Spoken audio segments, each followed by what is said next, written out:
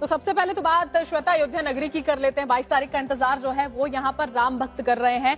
राम लला की प्राण प्रतिष्ठा होने जा रही है, उसके लिए तैयारियां जब की जा रही हैं तो हिंदुओं में कितना जोश है और कितना इंतजार है, दिखाएंगे आपको। बिल्कुल, और खुद मुख्यमंत्री योगी आदित्यनाथ हर कार्य का जायजा ले रहे हैं। बैठकों का दौर जारी है। वो कई बार अयोध्या नगरी भी जा चुके हैं ताकि खुद देख पाएं, मुआयना कर पाएं। लेकिन सवाल है कि क्या एक बार फिर से रामराज लौट रहा है? देखिए रिपोर्ट में। शहर में कई नई सड़कें बनाई गई। जो सड़कें पहले से हैं उन्हें चौड़ा किया गया। उस पर ओवरब्रिज बनाए जा रहे हैं ताकि आवाजाही आसान हो सके। श्रद्धालुओं को भगवान राम के दर तक पहुंचने में कोई परेशानी न आए। तो क्या अयोध्या के लोगों को शहर में हो रहे बदलाव नजर आ रहे हैं? टाइम्स नाउ नवभारत की टीम इसे जानने के लिए पहुंच गई और चौक चौराहों पर मौजूद अयोध्या की जनता के बीच आप खुद सुनिए लोगों ने क्या कहा। ये बताइए, अयोध्या कितनी बदली आपकी नजरों के सामने? अयोध्या बहुत ही बदली है। हाँ। और भी ज्यादा बदलेगा। हाँ। और बहुत ही अच्छा लग रहा है। बस इंतजार है 22 जनवरी का। अच्छा, राम राज्य आते हुए नजर आ रहा है आपको? बिल्कुल राम राज नजर आ रहा है। राम राज्य नजर आ रहा है। और भी लोग हमसे बात करते हैं। तो ये बताइए, अयोध्या को आपने कितनी बार देखा और अब कितनी बदली लग रही है? मेरे ससुराल यहीं पे है, हनुमानगढ़ी पे। अच्छा। और रामलला जी आ जाए बहुत अच्छा लगेगा। तो राम राज्य का महसूस हो रहा है, अनुभव हो रहा है? बहुत बहुत। रामलला की प्राण प्रतिष्ठा को लेकर अयोध्या में इन दिनों निर्माण का काम 24 घंटे चल रहा है ताकि समय रहते सारी तैयारियां पूरी की जा सके। ऐसे में सवाल है कि जो काम इंफ्रास्ट्रक्चर से जुड़े हो रहे हैं उसको लेकर स्थानीय लोगों की क्या राय है। अयोध्या में जो इंफ्रास्ट्रक्चर परिवर्तन हो रहे हैं इसके बड़े दूरगामी परिणाम आएंगे। और जो फ्लाईओवर्स और ये सड़कें रामपथ धर्मपथ टाइप के बन रहे हैं, ये इससे क्या है कि दर्शनार्थियों के लिए विशेष सुविधा हो जाएगी। भीड़ भड़क्का नहीं रहेगा, बहुत बढ़िया और सुंदर दर्शन होगा। बाकी अयोध्या धीरे धीरे महानगर का रूप ले रहा है। अयोध्या सिर्फ एक शहर नहीं बल्कि आस्था की नगरी भी है। यही वजह है कि कई लोग इसे सिर्फ धर्म से जोड़कर देखते हैं, रोजगार से इसे नहीं जोड़ते। तो क्या अयोध्या वाले लोग भी इस बदलाव को सिर्फ धर्म से जोड़कर ही देख रहे हैं? आप खुद सुनिए। रोजगार की बातें करते हैं कि सिर्फ धर्म की बातें हो रही है, लेकिन रोजगार बढ़ेगा इससे, आपको लगता है? यहाँ पर कोई आदमी ऐसा नहीं होगा जिसको रोजगार नहीं मिला। और कोई आदमी ऐसा नहीं जिसके पास पहले से रोजगार हो और उसकी आमदनी 5 गुना न बढ़ गई हो। और ये 22 तारीख के बाद मुझे लगता है कि इनके पास अब पैसे रखने की जगह नहीं बचेगी। इनको नए अकाउंट खुलवाने पड़ेंगे। 22 जनवरी को प्राण प्रतिष्ठा कार्यक्रम में पीएम मोदी समेत देश विदेश के वीवीआईपी अतिथि अयोध्या पहुंचने वाले हैं। उसके बाद अयोध्या में रोज लाखों श्रद्धालु दर्शन करने पहुंचेंगे। अगर श्रद्धालु आएंगे तो कमाई भी बढ़ेगी।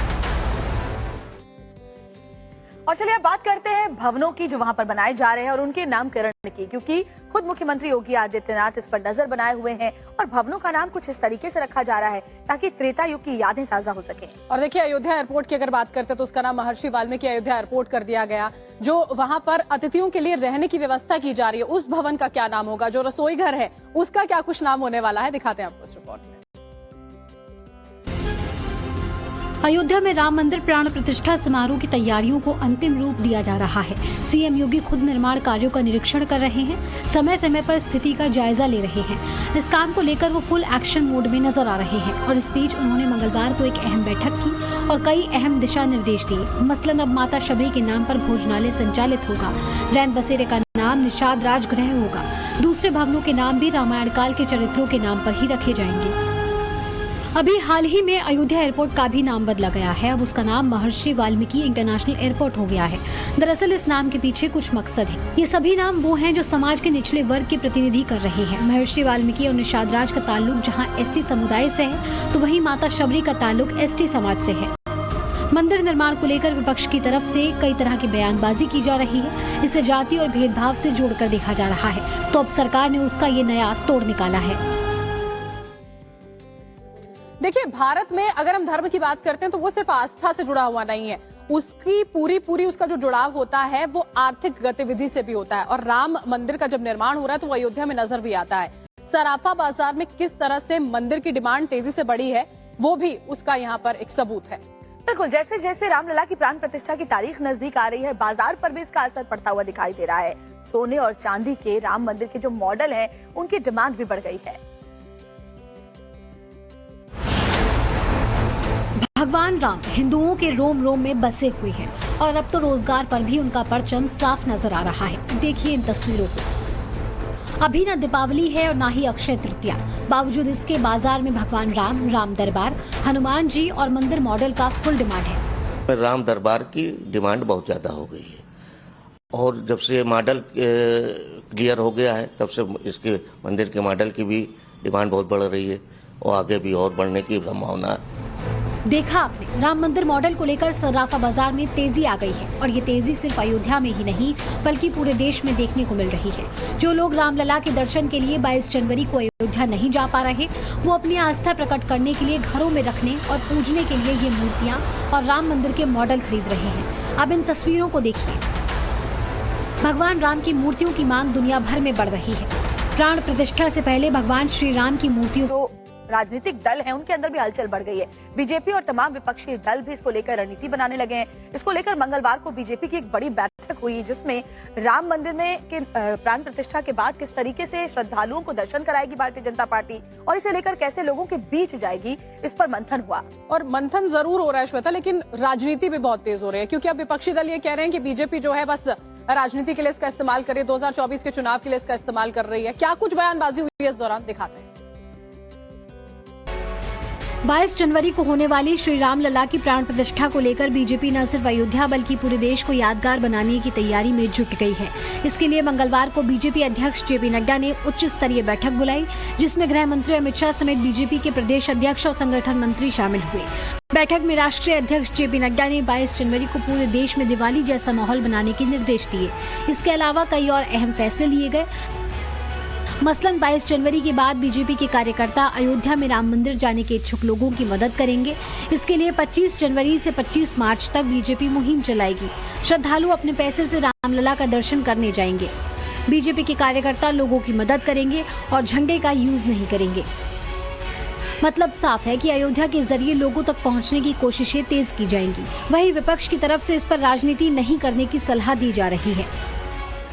मैं तो ये समझता हूँ कि मजहब को सियासत से दूर रखना चाहिए। हमारा एक बहुत बड़ा फरीजा होता है, उम्रे के लिए जाते हैं हम लोग, हज के लिए जाते हैं, अपने गुनाहों की माफी मांगते हैं, अपने मुल्क के लिए तरक्की की दुआ करते हैं। सिर्फ समाजवादी पार्टी ही नहीं, सीपीआईएम ने भी राम मंदिर उद्घाटन को बीजेपी की राजनीति बताया और अधूरे मंदिर के उद्घाटन का आरोप लगाया। इससे इतर मुस्लिम धर्मगुरु और ऑल इंडिया इमाम एसोसिएशन के अध्यक्ष मौलाना साजिद रशीदी ने क्या कहा, ये आप खुद सुनिए। हमने 92 को देखा है, अब हम दूसरी किसी मस्जिद के साथ 92 तो होने नहीं देंगे, ये तो फैक्ट है। क्योंकि मुसलमान सुप्रीम कोर्ट के फैसले के बाद खामोश रहा और अभी तक खामोश है। लेकिन अगर किसी तरीके से दोबारा 92 की तरह इस तरह की हरकत की गई तो मुसलमान भी चुप नहीं बैठेगा। सुना आपने, एक तरफ अयोध्या को राजनीति से जोड़ा जा रहा है तो दूसरी तरफ 92 की घटना याद की जा रही है। इससे एक कदम आगे कर्नाटक में 2 कार सेवकों की गिरफ्तारी हुई। बीजेपी के कार्यकर्ताओं की हालिया गिरफ्तारी से विवाद बढ़ता जा रहा है। बीजेपी आज इसके खिलाफ सड़क पर उतरेगी और कार सेवक श्रीकांत पुजारी की गिरफ्तारी के विरोध में प्रदर्शन करेगी। देश को राहत मिलने वाली है। जी हाँ, क्योंकि जो ट्रक ड्राइवर्स की हड़ताल थी जिसकी वजह से पेट्रोल डीजल की किल्लत से लोग दो चार हो रहे थे, उस पर राहत मिलने वाली है क्योंकि सरकार और ट्रांसपोर्टर्स के बीच सुलह हो गई है। दरअसल देखिए, ट्रांसपोर्टर्स जो है नए मोटर व्हीकल एक्ट का विरोध कर रहे थे। क्या कुछ इस पूरी खबर पर अपडेट है, क्या कुछ हुआ है, देखिए इस रिपोर्ट में। प्रधानमंत्री जी काला कानून वापस लो। ये तस्वीरें मंगलवार की हैं जहां सड़क पर ट्रांसपोर्टर्स ने संग्राम छेड़ रखा है। ये लड़ाई तकरीबन देश भर के ट्रांसपोर्टरों ने छेड़ी। फिलहाल ये मामला थम गया है। जी हां, हिट एंड रन केस के लिए नए कानून को लेकर सरकार और ट्रांसपोर्टरों में सुलह हो गई। All India motor transport Congress के प्रतिनिधियों और सरकार के बीच हुई बातचीत सफल रही। बैठक के बाद ट्रांसपोर्ट कांग्रेस ने ट्रक ड्राइवर से अपील की कि वो अपनी हड़ताल वापस लें और काम पर लौट आएं। आपसे एक बार फिर अपील करते हैं कि अपने वाहनों पर आइए और वाहन चलाइए और आपकी चिंताएं दूर हुई हैं। दरअसल मोटर व्हीकल एक्ट के अंतर्गत हिट एंड रन केस के मामलों के लिए बने नए कानून का विरोध हो रहा था।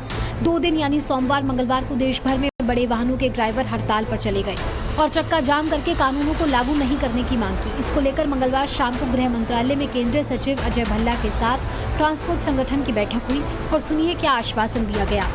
नए कानून एवं प्रावधान अभी लागू नहीं हुए हैं। हम ये भी बताना चाहते हैं कि भारतीय न्याय संहिता की धारा 106(2) को लागू करने से पहले all India motor transport Congress से विचार विमर्श करने के बाद ही निर्णय लिया जाएगा। इस आश्वासन के बाद हड़ताल वापस लेने पर सहमति बन गई। बता दें कि ट्रांसपोर्टर्स की हड़ताल के दौरान कई जगहों से मारपीट की खबरें भी सामने आई। यूपी के मैनपुरी में ट्रक ड्राइवर और पुलिस वाले आमने सामने आ गए।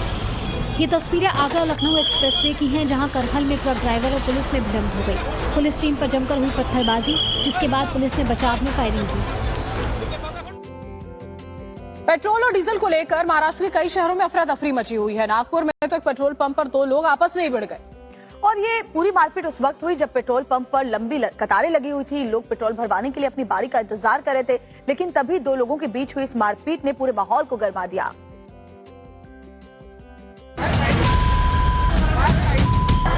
पेट्रोल पंप पर 2 गुटों में जबरदस्त फाइटिंग चल रही है, एक दूसरे पर ताबड़तोड़ अटैक कर रहे हैं। मारपीट का ये वीडियो महाराष्ट्र के नागपुर का है, जहां पेट्रोल भरवाने को लेकर लोग आपस में भिड़ गए। ट्रांसपोर्टर और ट्रक ड्राइवर हड़ताल की वजह से पेट्रोल पंप पर लोगों की लंबी कतार लगी थी। इसी दौरान 2 गुटों में बहस हो गई और जबरदस्त मारपीट होने लगी। पेट्रोल पंप के कर्मचारियों ने बीच बचाव करके दोनों पक्षों को शांत कराया। दरअसल देश में लागू हुए हिट एंड रन कानून के खिलाफ ट्रांसपोर्टर और ट्रक ड्राइवर हड़ताल पर चले गए थे। इसके चलते महाराष्ट्र के तमाम शहरों में पेट्रोल पंप तक बंद हो गए थे। रात से ही नागपुर के तमाम पेट्रोल पंपों पर लोगों की लंबी लंबी कतारें लग गईं। हर कोई अगले 4-5 दिनों का पेट्रोल डीजल अपनी गाड़ी में स्टॉक करना चाह रहा था। हड़ताल के चलते परेशानी ना हो, लिहाजा हर कोई टैंक फुल करवा रहा था। महाराष्ट्र के शहर दर शहर कमोबेश यही नजारा देखने को मिला। हड़ताल की वजह से महाराष्ट्र में पेट्रोल की सप्लाई पर बुरा असर पड़ा है।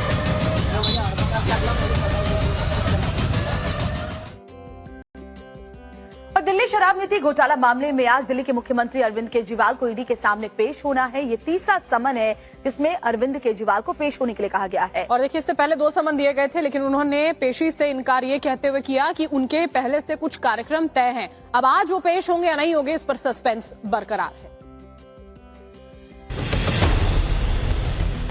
दिल्ली शराब नीति घोटाले मामले में ईडी ने दिल्ली सीएम अरविंद केजरीवाल को तीसरा नोटिस जारी कर आज पेश होने को कहा है।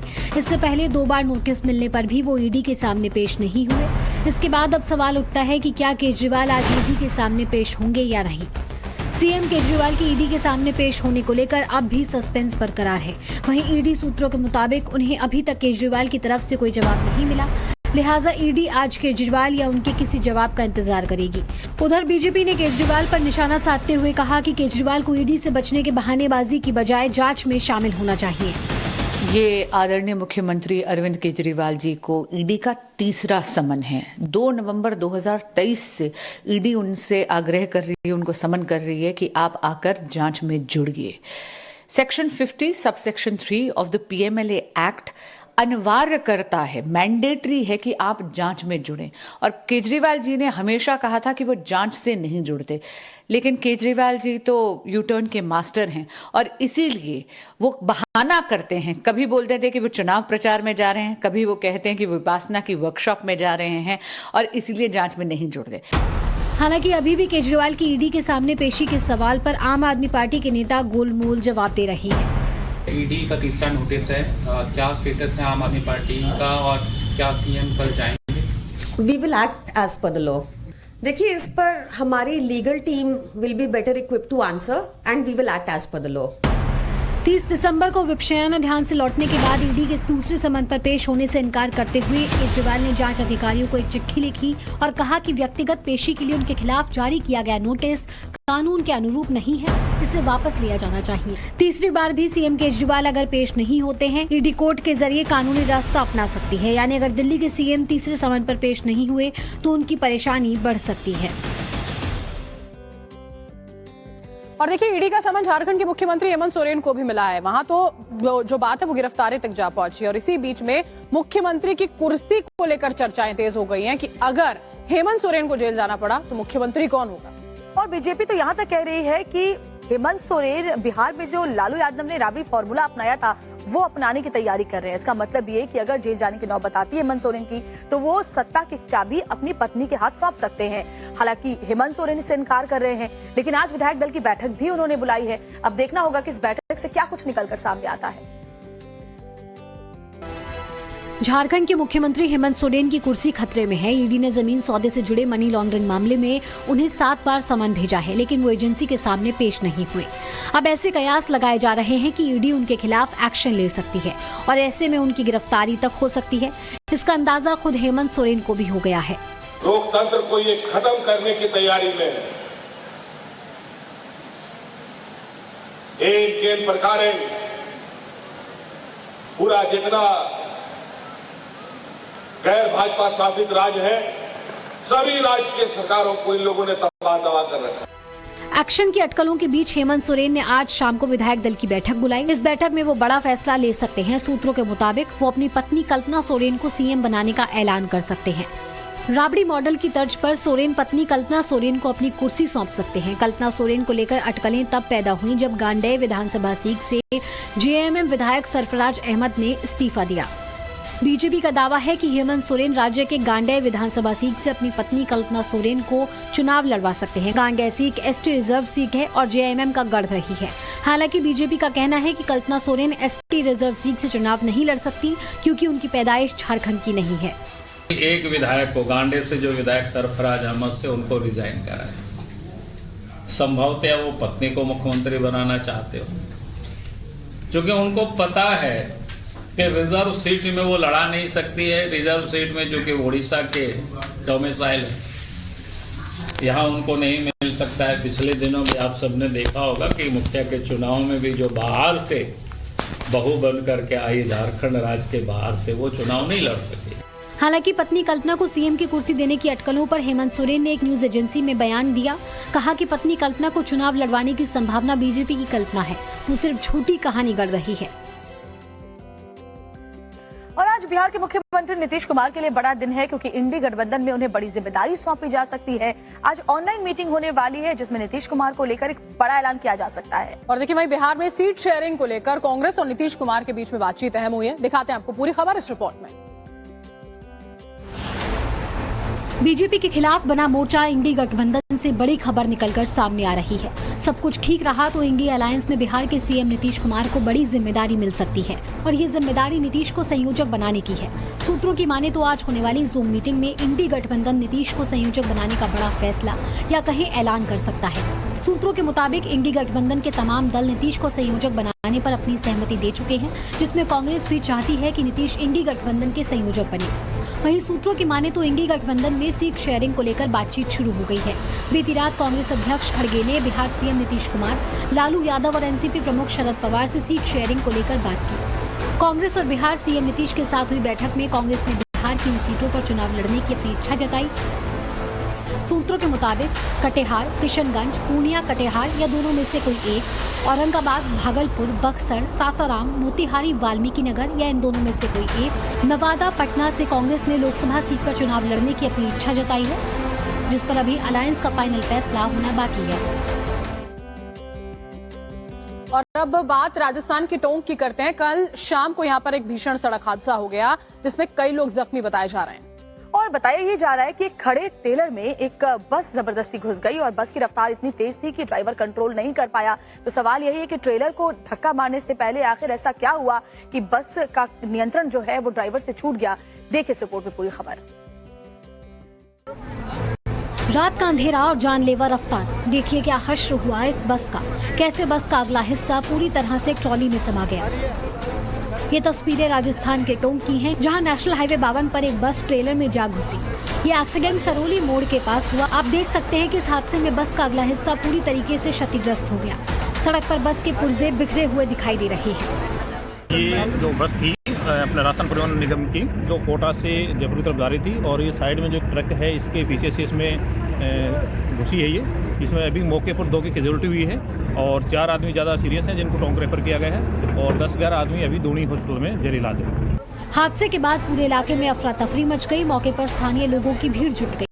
ये टक्कर इतनी तेज थी कि हादसे में बस का गेट ट्रेलर में धंस चुका है, जिससे यात्रियों को बाहर निकलने का रास्ता नहीं मिल पा रहा था। इसके बाद मौके पर क्रेन आई जिसकी मदद से यात्रियों को बाहर निकाला गया। फिलहाल 15 से अधिक जख्मी लोगों को अस्पताल में भर्ती कराया गया और वहां उनका इलाज चल रहा है। वहीं पुलिस इस जांच में जुटी है कि आखिर बस क्यों अनियंत्रित हुई और क्या ड्राइवर गाड़ी नशे में चला रहा था।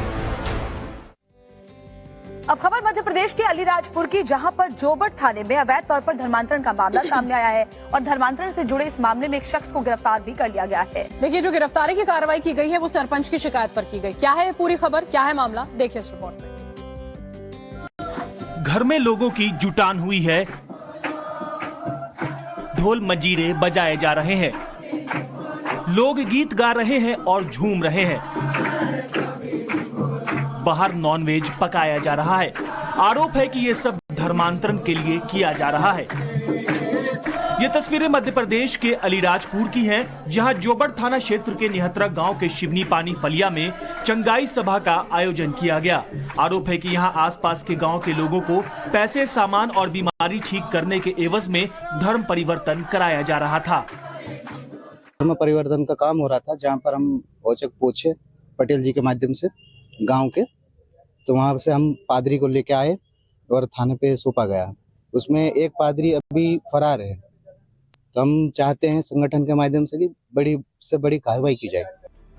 नेतदा पूर्व सरपंच विजय गोपाल सिंह ने पुलिस को सूचित किया। दरअसल ग्राम पटेल विजय सिंह ने पुलिस को धर्मांतरण की सूचना दी और गांव के एक शख्स पर आरोप लगाया कि वो पिछले 1 साल से धर्मांतरण से जुड़ी गतिविधि चला रहा है।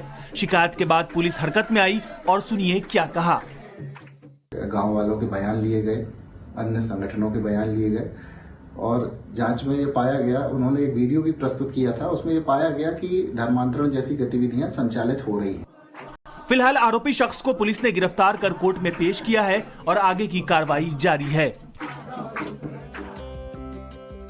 और अब खबर श्रीनगर से है, जहां पर बीएसएफ मुख्यालय से सटे हुए मेस बैरक में जो है वो आग लग गई। सुरक्षाकर्मी कुछ समझ पाते इससे पहले आग ने विकराल रूप धारण कर लिया और जैसे ही आग लगी, कैंपस में अफरा तफरी मच गई। लोग इधर उधर भागते हुए नजर आए। कड़ी मशक्कत के बाद फायर ब्रिगेड की टीम ने इस आग पर काबू पाया। देखिए रिपोर्ट।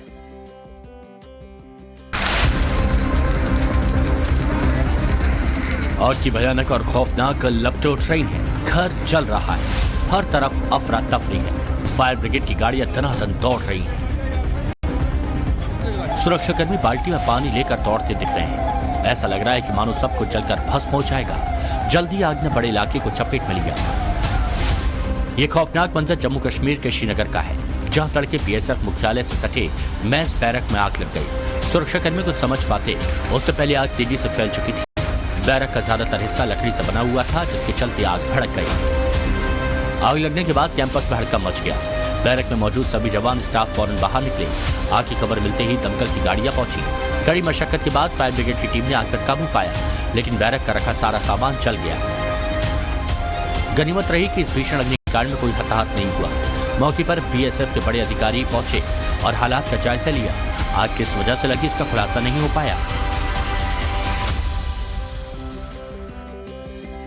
और श्रीनगर में आग की तस्वीरें तो आपने देख ली। अब आपको नागपुर की खबर बताते हैं, जहां पर भी भयंकर आग लग गई और इस आग लगने की घटना के बाद कई दुकानें जलकर आग हो गई। और ये आग इतनी तेजी से फैली कि इसने देखते ही देखते कई दुकानों को अपनी आगोश में ले लिया था। दिखाते हैं आपको पूरी खबर। आधी रात में आग का आतंक, पूरे शहर में मचा कोहराम। भयानक ज्वाला में कई दुकान जलकर हुई स्वाहा।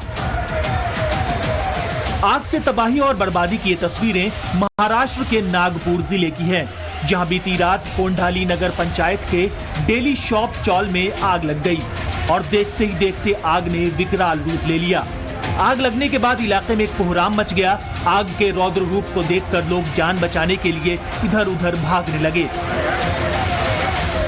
आसपास के लोग आग बुझाने के लिए दौड़ पड़े, लेकिन भीषण आग के सामने उनके हौसले भी जल्द ही पस्त हो गए। वहीं घटना की खबर मिलते ही दमकल की कई गाड़ियां मौके पर पहुंची, लेकिन तब तक आग कई दुकानों को चपेट में ले चुकी थी। भयानक लपटों को देखकर अंदाजा लगाया जा सकता है कि आग कितनी विकराल थी। चंद ही मिनटों में 10 से ज्यादा दुकानें जलकर राख हो गईं। करीब 2 घंटे की कड़ी मशक्कत के बाद आग पर काबू पाया जा सका। इस भीषण अग्निकांड में हालांकि कोई हताहत नहीं हुआ, लेकिन लाखों का माल जलकर स्वाहा हो गया। और अगली खबर जो है ब्रेक के बाद, बहुत स्वागत है आपका। दिल्ली एनसीआर की बात कर लेते हैं, जहां पर ठंड और कोहरे का कहर देखने को मिल रहा है। कोहरा कई इलाकों में इस तरह से छाया हुआ है कि विजिबिलिटी बिल्कुल शून्य हो चुकी है। लोगों के लिए परेशानियों का सबब ये ठंड और कोहरा बना हुआ है। और बिल्कुल ठंड के चलते कई शहरों में स्कूलों को भी बंद करना पड़ा है। इसके अलावा यातायात प्रभावित हुआ है, फ्लाइट्स को डाइवर्ट करना पड़ा है, ट्रेनों पर भी इसका असर पड़ा है। दिल्ली नोएडा बॉर्डर से हमारे संवाददाता अभिषेक राज की एक रिपोर्ट आपको दिखा देते हैं। राजधानी दिल्ली एनसीआर में ठंड और कोहरे का सितम जारी है। तापमान की अगर बात करें तो न्यूनतम तापमान 9 डिग्री सेल्सियस रहने वाला है, वहीं अधिकतम तापमान 19 डिग्री सेल्सियस तक जा सकता है। ऐसे में जो कोहरा है, जो ठंड है, वो लगातार दिल्ली वासियों को सता रहा है। सबसे पहले तस्वीरों में अगर आप देख पाएंगे तो धुंध की एक चादर भी आपको यहाँ पे नजर आएगी और यही कारण है कि जो गाड़ियां हैं वो काफी धीमी रफ्तार में यहाँ से चल रही हैं। डीएनडी फ्लाईओवर पे हम खड़े हैं। दिल्ली को नोएडा से जोड़ने वाली ये डायरेक्ट सड़क है और यहाँ पे अगर आप देखेंगे तो जो गाड़ियां हैं उनकी रफ्तार काफी धीमी है। अमूमन यहाँ पे गाड़ियां तेज रफ्तार में जाती हैं, लेकिन क्योंकि कोहरे की चादर जो है, धुंध की चादर आपको यहाँ देखने को मिलेगी, यही कारण है कि जो गाड़ियों की रफ्तार है वो काफी धीमी हो गई है और लोग बड़े आराम के साथ अपने गंतव्य स्थान पर जा रहे हैं। ठंड भी उसी तरीके से लोगों को ठिठुरा रही है। आज वर्किंग डे है, लोग घरों से बाहर निकलेंगे, नौकरी पेशा लोग नौकरी पे जाएंगे। ऐसे में जो ठंड है वो लोगों को परेशान कर सकती है। मौसम विभाग का अनुमान है कि आने वाले कुछ दिनों में बारिश भी हो सकती है और ठंड का ये जो सिलसिला है वो और ज्यादा जो है लोगों को परेशान कर सकता है। तापमान में और ज्यादा गिरावट हो सकती है। यही कारण है कि लोगों को सलाह दी गई है कि ज्यादा जरूरी ना हो तो अपने घरों में रहें, अपना और अपनों का ख्याल रखें, जरूरत ज्यादा ना हो तो बाहर ना निकलें और निकलें भी तो मास्क लगाकर निकलें। विशेष पांडे के साथ अभिषेक राज, टाइम्स 9 भारत, दिल्ली।